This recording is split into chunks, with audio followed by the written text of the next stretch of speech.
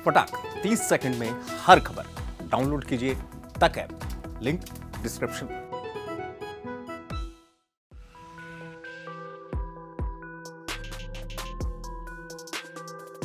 यूं तो चुनाव हमेशा नेताओं के लिए फायदे का सौदा माना गया है, लेकिन मध्य प्रदेश में ओबीसी आरक्षण पर घिरी शिवराज सरकार के कारण पंचायत चुनाव निरस्त हुए तो चुनाव लड़ने के लिए तैयार हुए नेताओं की हालत खाया पिया कुछ नहीं, गिलास तोड़ा 12 आना हो गई।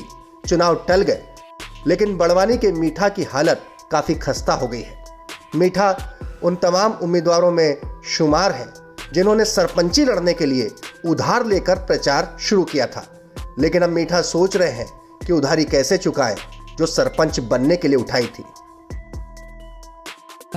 सरपंच के लिए पैसे बिया से काटे थे और हमारे गांव में 20 साल हो गया सरपंच, तो गांव वाले को कहना पड़ रहा है कि तू खड़ा है, जा फार्म डाल दे।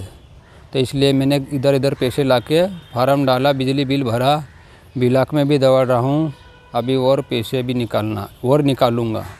गांव वाले को कहना पड़ रहा है कि एक बार तू खड़ा हो जा, खड़ा होके ने अच्छे अपन पंचायत को बनाएंगे, ऐसे गांव वाले का कहना पड़ रहा है। अभी चुनाव के संबंध में क्या सूचनाएं मिल रही है आपको? अभी चुनाव बढ़ गया तो मैंने मतलब चेहरा डाउन कर लिया हूँ, क्योंकि पैसे बहुत लगेंगे। अभी चुनाव आगे बढ़ रहा था, इसके वजह से मेरे को चुनाव होना चाहिए।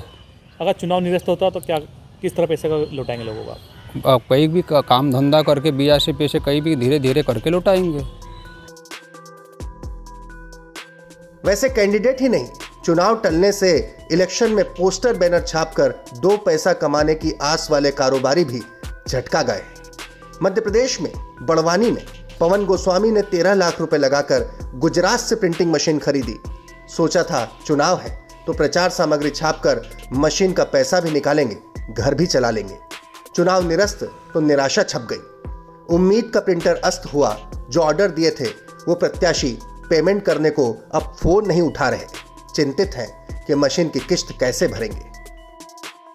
फ्लेक्स मशीन मैंने इस कारण ख़रीदी कि इसके पहले मैं बहुत टाइम से प्रिंटिंग प्रेस चला रहा हूँ, पर इसके पहले मेरे पास मशीन नहीं थी। मेरे को यहाँ से डिज़ाइन बनाकर बाहर भेजना पड़ता था और बाहर से फ्लेक्स बन के आता था, तो उसमें बहुत देर हो जाती थी।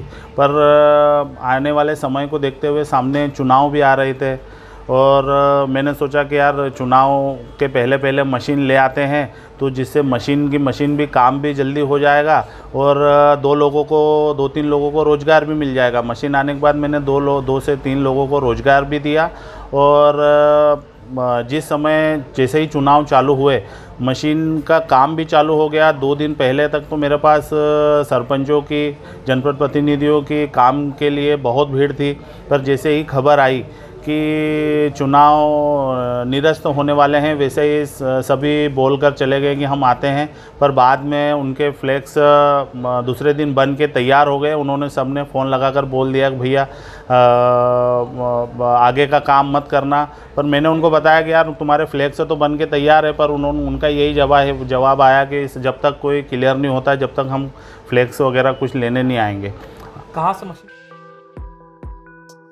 जनता के बिजली, सड़क, पानी जैसे मुद्दे चुनाव में सुने होंगे। अभी तो एमपी में पंचायत चुनाव टलने से प्रत्याशियों के नुकसान की भरपाई ही मुद्दा बन गई है।